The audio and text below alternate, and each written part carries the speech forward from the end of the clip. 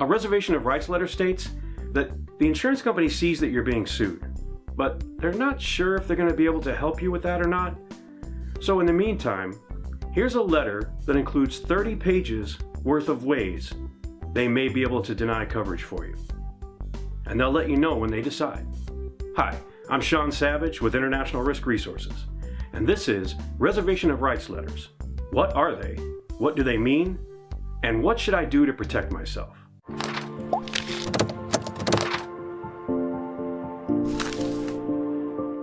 The insurance company has crafted this letter to let you know that they might not be providing insurance coverage for that claim. And they provide a list of what seems to be every exclusion in the policy, sometimes up to 40 pages. It's a strongly worded letter to let you know you might be on your own. While this letter is written in the insurance company's best interest, it is obviously not in your best interest.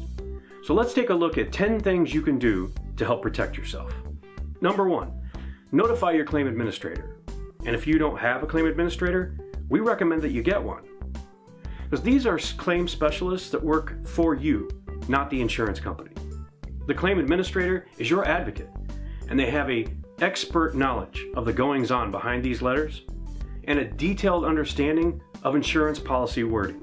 And as a bonus, a claim administrator is usually far less expensive than an attorney. And in our case, International Risk Resources, we don't charge by the hour. Number 2, you need to respond immediately. You need to let the insurance company know that you disagree with their potential coverage position, and let them know that you'll get back to them after an investigation has been completed. This reply is necessary because your silence can be used against you, especially if you find this wording buried in the letter. Your claim administrator should reply with an aggressive letter, which would look a lot like the one they sent you. It would reserve your rights, and it would also say that if they don't reply, you assume they agree with your position. Number 3, demand a full investigation. Facts are obviously important, and sometimes it seems that facts vary by the party collecting them. Other times, you may find that critical information is just simply not pursued, perhaps because it wasn't in somebody's favor. This is why you need an investigation done on your behalf. This way, information that would benefit you can be pursued. Essentially, we're looking for facts that will expand the insurance company's duty to defend you. Number 4, your insurance company is required to operate in good faith. Now, what does that mean? That means that they must put your interests before their own. And for the most part, that happens. But there are occasions when you need to just confirm that your interests are being put before theirs.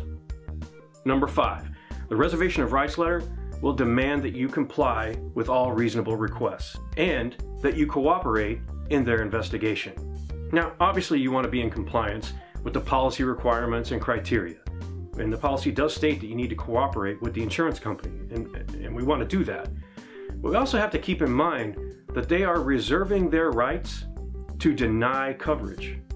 It's an adversarial position, and that needs to be considered when you're doing this cooperation. We need to cooperate while still maintaining your rights and interests. Now, this is as good time as any to mention that when communicating or cooperating with the insurance company, you need to have a claim expert do that for the reasons I just stated a minute ago. We don't want to go too far. You don't want to provide information that would invalidate your position or put you at risk. So you're going to want a claim expert to respond to the insurance company in such a way that you are cooperating, but you're not giving up your position. Let me give you a quick example. Let's say your office is impacted by 6 or 8 inches of water, and you file a claim with the insurance company. And you say, my office is flooded here. I got 6 or 8 inches of water on the ground. Let's get this taken care of. And they potentially could reply with a coverage denial instead of providing help. And the reason is, flood is excluded from the policy. So when you mention the word flood, they said no coverage, even though it might not have been caused by any kind of flood. The wording is very particular. It could have been a roof leak, it could have been a burst pipe, which certainly would be covered in most cases. So the wording is very important. That's why a claim expert comes in handy in your communications with the insurance company so we don't sacrifice your position, especially in the situation of a reservation of rights letter where a total coverage denial could be devastating. Number 6, prepare to wait. The insurance company is not going to be in any hurry to provide you with the results of their investigation or to make their coverage determination. You're going to wait. And you may be faced with exhaustive requests for documentation, for complete forms, to answer questions, and this can go on and on and on. Additionally, you might find that your account, your claim, has been transferred from one account representative to another. And may find it difficult to get a hold of somebody just to find out what's going on. So it's a good idea to maintain a pretty detailed diary of when you contacted the insurance company, when they contacted you, what they requested, when you sent it, and when it's time to just follow up and say, oh, I sent you this thing 2 months ago, what's going on here? What are we doing? So that you can keep the ball rolling on this. This is another time when a claim administrator would help you out a lot because they could do all this for you. Number 7, beware of requests to sign waivers or agreements of any kind. Occasionally you'll be asked to sign a waiver that is required for them to provide you with a defense attorney, for instance. But this is a case where you'll want somebody to take a look at it, a claim administrator, for instance, to determine, is this a good thing for you to do? Is this in your best interest? Because don't forget, waivers and agreements with your signature on them can have long-lasting consequences and aren't always in your best interest. Number 8, independent counsel. If the insurance company is suggesting that some of the things in the lawsuit might be covered and some of the things in the lawsuit might not be covered, then you might be entitled to independent counsel that's appointed by the insurance company. But consider this. If the insurance company has appointed the attorney and the insurance company is paying for the attorney, who exactly does that attorney work for? There are instances where you might be able to replace the insurance company appointed attorney with one of your own choosing. And it's certainly better to have your team of experts working only for you. Your claim administrator knows how to pursue this possibility and can help put you in a better position. Number 9, risk management. Now, it might sound a little funny to bring up risk management as a prevention for something that has already happened, but there's a lot of information to use here to your benefit.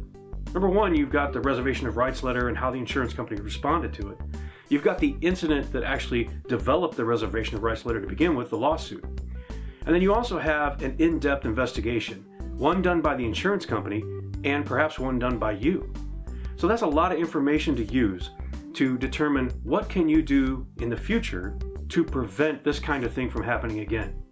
Maybe you evaluate your work routines, maybe you evaluate employees or other processes, your contracts with your vendors. There's a lot of things you can look at to prevent these kinds of things from happening in the future. And number 10, ditch the deductible and get a self-insured retention. With a deductible, the insurance company has all the control over your claims. You submit the claim to the insurance company, they adjust it, they appoint the attorneys, they settle the case, and then they send you a bill for whatever it is that they determined you owe. With a self-insured retention, it happens the opposite way. You are in control entirely up to the point of your self-insured retention. So let's say you buy a $20,000 self-insured retention policy instead of a deductible policy. The first $20,000 of that policy is totally up to you. You are the insurance company. In fact, the insurance company wouldn't even know any claims existed. All the decisions that are made regarding a lawsuit, a reservation of rights letter, a claim, or just an occurrence of some kind that could potentially become a claim are made by you and your claim administrator. You can decide if you want to pursue the claim, if you want to fight the claim, if you want to pay the claim, which attorney you may or may not hire, which investigator or expert you may or may not hire regarding the claim. It's all up to you, and you can refer to your claim administrator to help make those decisions, what would be in your best interest. A self-insured retention is a powerful way to gain control over instances like you might be experiencing right now. Well, that wraps up our list of 10 things. I hope you found it was helpful. I've been Sean Savage with International Risk Resources, and I'd invite you to either contact us at the information on the screen or leave a comment below. I appreciate your view and look forward to seeing you in the next one.